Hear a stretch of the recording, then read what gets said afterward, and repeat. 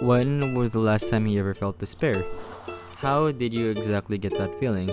Was it involving you and others?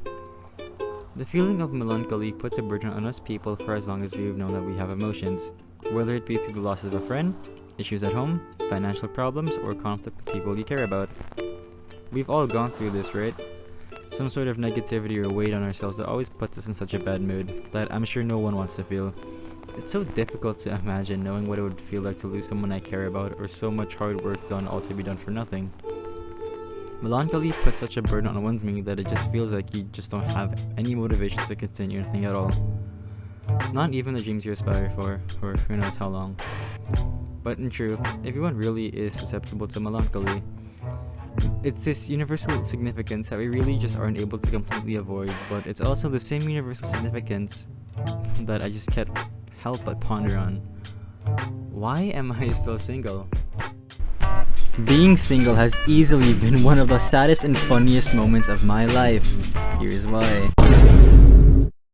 This is why I'm still single and sad till this very day.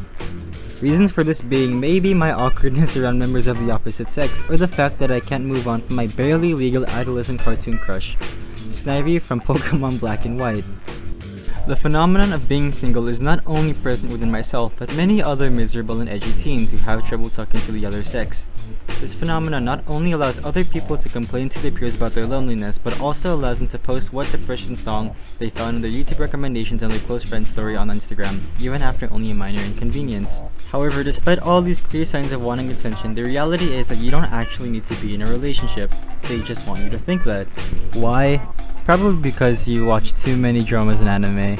I bet they're about cute girls too. You troglodyte. You see, mediums like movies and TV shows often portray romantic attraction like everyone's meant to have it. This leads to beliefs that one fateful day you'll find your true love and live happily ever after.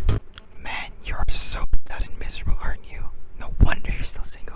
But sometimes there isn't actually any love present, and it's more of just wanting attention or releasing closeted desires. Probably because of the type of shows you watch, which make you have this kind of mindset.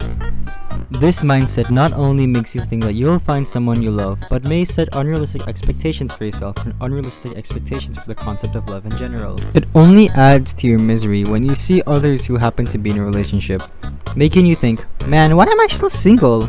As a result, you'd go on r/cute animals while thinking about why they blocked you after you said hi a number of times in a row. By the way, you're recording while this is happening. The worst part is that this hinders your growth as a human being, where you'd often find it difficult to move on and learn from your mistakes and regrets.